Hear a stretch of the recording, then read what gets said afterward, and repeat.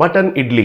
नारायणपुर के गांव में भीम कहकर एक आदमी कैटरिंग सर्विस का व्यापार चलाता था। भीम जो भी पकाता था वे बहुत स्वादिष्ट रहते थे। उस गांव में छोटा हो या बड़ा जो भी फंक्शन होता था भीम को ही कैटरिंग के लिए बुलाते थे। भीम को खाना पकाने में उनका परिवार बहुत मदद करते थे। उनका पिता सांबार तैयार करने में स्पेशलिस्ट था। माँ तो बिरयानी पकाने में स्पेशलिस्ट थी।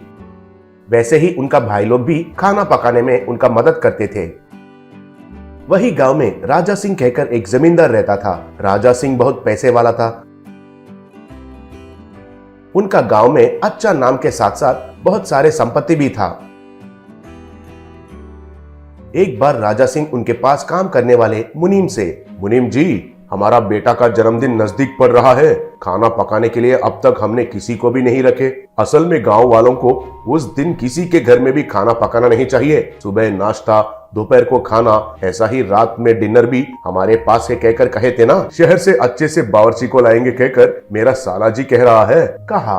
तब मुनीम, मालिक, शहर से क्यों लाना है? और आपके साले जी के बारे में कहना है तो पिछले बार एक छोटा सा पार्टी अरेंज करने के लिए कहा और कूल केक आइसक्रीम जैसा बन गया। इतना देरी किया था। ऐसे वालों को काम सौंपना ठीक रहेगा क्या? और एक बार सोचकर बताइए, कहा। तब राजा सिंह के साले जी कन्ना को बहुत गुस्सा आया। तब मुनीम, मालिक, हमारे गांव में भीम कहकर एक बावर्ची है। अगर वो खाना बनाना शुरू किया तो उनका गंध तो बगल वाले गांव तक पहुंचते हैं। असल में बहुत देर से आपको बच्चा पैदा हुआ और आप उनका जन्मदिन बहुत धूमधाम से मनाने के लिए सोच रहे हैं ना। मेरा सलाह ये है कि अगर भीम को बुलाएंगे तो खाना तो बेहतरीन पकाएगा, कहा। तब राजा सिंह ठीक है कहकर मान लिया।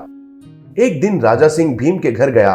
राजा सिंह को उनके घर आते हुए देखकर भीम और उनके परिवार वाले हैरान रह गए। तब भीम, मालिक, आप खुद मेरे घर पर आए हैं और मुझे तो यकीन ही नहीं हो रहा है, कहा। तब राजा सिंह, कुछ नहीं भीमा, तुम्हें पता है ना, मुझे वारिस पैदा हुआ है और मैं उनका जन्मदिन एक त्योहार जैसा मनाना चाहता हूँ। हमारे मुनीम जी से पूछा तो तुमसे बढ़कर अच्छा बावर्ची तो अगल बगल गांव में ही नहीं है, ऐसा कहा। ये फंक्शन मेरे लिए बहुत महत्वपूर्ण है। बहुत दूर से हमारे रिश्तेदार आने वाले हैं। उनके सामने मेरा इज्जत खड़ा होना चाहिए। ऐसा ही गांव वालों को हमारे महानता के बारे में पता चलना चाहिए। इसलिए मैं खुद कैटरिंग ऑर्डर देने के लिए इधर आया हूँ। सुनो, हमारे गाँव वाले सब नॉनवेज पसंद करते हैं, इसलिए सब तरीके के नॉनवेज आइटम्स उस दिन रहना चाहिए।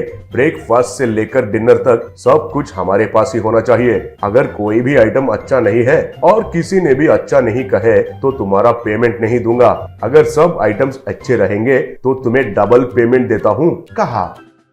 ऐसे ही फंक्शन का दिन आ ही गया। भीमा की पत्नी भीमा के पास आकर, सुनिए जी, इस बार मैं भी कुछ न कुछ पकवान बनाती हूँ, बोली। तब भीमा, तुम्हें एक बार कहने से